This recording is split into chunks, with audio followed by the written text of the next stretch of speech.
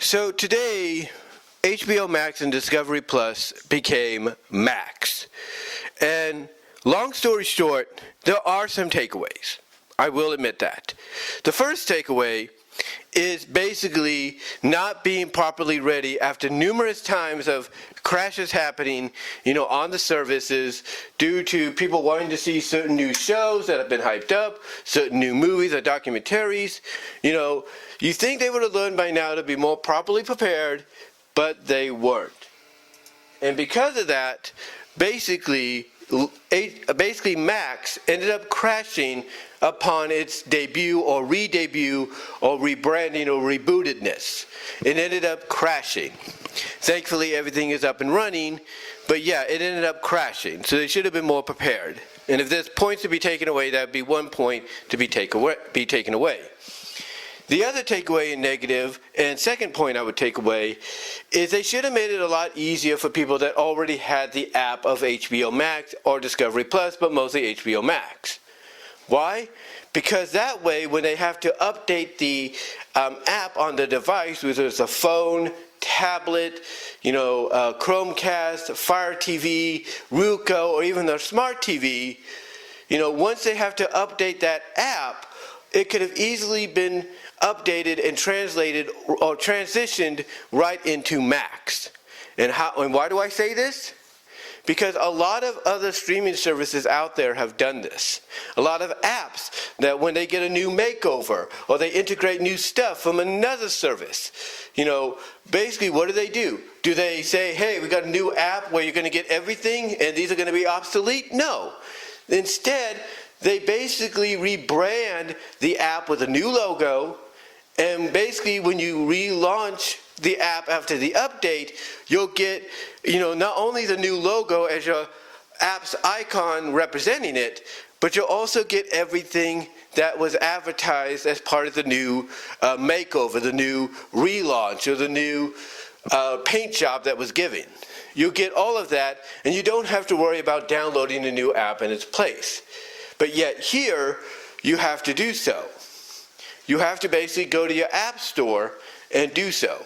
Or you got to look for it and do it. Because the third point I'll take away is there are some services, obviously, smart TVs, Chromecast, Ruko's, Fire TVs, there are some streaming platforms that basically are not advertising Max as a new service to download. You think it would be in the featured section of these platforms for people to look at and be like, okay, I'll click on that and download it so that I can still watch my programming from HBO Max, but now on the Max service. You think platforms would have done that, but they didn't. And how do I know this? You might ask? Because basically when I went to the HBO Max app on my television, it gave me the message, as I mentioned earlier, that it was not available in this region, basically saying it's not available anymore.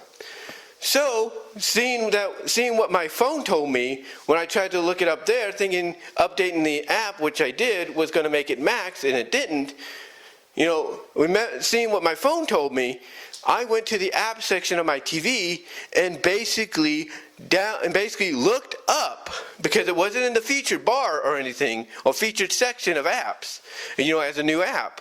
I went to the app section, of my TV, typed in Max, found it, downloaded it, and now I have it ready to go. However, I shouldn't have had to do that. I should have been able to easily see it as soon as I went to the app section, on my television when I would use my remote to bring it up. I should have been able to see it right then and there, and I didn't. So that's the third point deducted. One, for not being properly ready for the launch. Two, not making it easier for consumers just to update the HBO Max or Discovery Plus apps, mostly HBO Max app, to become just Max. And three, not having it get properly featured on a lot of these streaming platforms and devices for people to look at, click automatically on download, and be done with it. So that's 3 points deducted. But outside of that, how is basically the hub? Like, how is the home page, the main menu? I'll say this. Not much has really changed. Now let me be specific in saying that. What I mean by not much has really changed is when you go onto the left side, when you go and click on the left side of the, of basically, when you go and click on the left side, I was just checking something there. When you go and click on the left side of the hub, instead of having all the little mini hubs like DC, TCM, Looney Tunes, you name it, instead, you will have only, I think, 4 hubs. You will have search, you will have home, you will have my stuff, which is basically a section for the stuff you watch, and settings. And that's about it. Now you might ask, well, where's the hubs for the networks or the channels and all that? Well, that's a good question, because what you have to do is be on the main menu, and you have to scroll down. And as soon as you get to just added, depending on what device you're using this on, right under the just added section will be the hubs for all the networks and channels that you associate with either HBO, Warner Brothers, or Discovery. They will be right under the just add section. But that's not all. You go past that, and you'll get other genre categories, if you will, ready for you, like from food, travel, movies, kids and family, you name it. And then to really help out, you go right to the bottom, and they got little mini hubs with the category names in there, from action, adventure, kids, family, food. And all you have to do to look for that little hub is go straight to the bottom, and it'll be right there, to look up. But here's the thing, in between it, you're scrolling down, you're getting those sections as well with the featured stuff, with the featured shows and movies that they're basically promoting for you to go check out on. So yeah, outside of the 3 things I mentioned at the beginning that deducts like 3 points away from it, not really much has changed, from a hub menu perspective. Not really much has changed.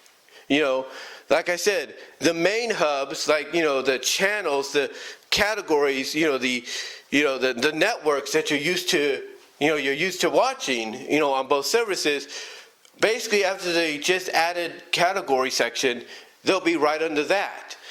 And then you keep scrolling, you'll get a food category, you get a travel category, adventure, you get all that. And then at the very bottom, you'll get little hubs, little square hubs that are labeled labeled basically the same way, action, adventure, and all that. And those are basically there, to essentially not only give you what's being featured in the categories with the same names above it, but to give you more. So if you click on action adventure, not only will you get what's advertised in the action adventure section or category above the hub, but you'll get a lot more. Same with kids and family and so on. So outside, like I said, the 3 negatives that I mentioned, the service crashing, not making it easier by just having the original HBO Max app, update to Max, as well as not having the Max app, even on its own, featured as something on the streaming platform for people to download, in the app category as soon as you bring it up. Those are 3 deductions, that they should have been more prepared and ready for, and upon the launch. But outside of that, again, not much has changed. Not much has really changed. Changed from a menu perspective, homepage perspective, and all that. Except, like I said, instead of having your mini hubs of your categories and stuff that you're used to on the left, they're going to be right on that main menu as you're scrolling up and down, from the channels, the networks, that are right under the just added category, to the categories in general being at the bottom, so you can get the full experience of not just what's featured in the categories above, but more along with it is what I'm trying to say. Anyway though guys, outside of that, as I get myself some Dr. Pepper there, outside of that, I have to give Max, upon its relaunch, reboot and everything, if I'm going to grade it, I'm going to give it an A, but also I'm going to give it a 95%. not a 400, not an A plus, because if it would have, addressed those issues that I mentioned at the start, right away, then it would be 100%. It would have been graded at A plus. But because those issues were not addressed, it's knocked down to 95%, and just an A, just a grade A. But let me know what your thoughts are, guys, on the new Mac setup. How do you feel about it? Comment down below, live chat during the premiere, and until next time, I will talk to y'all later.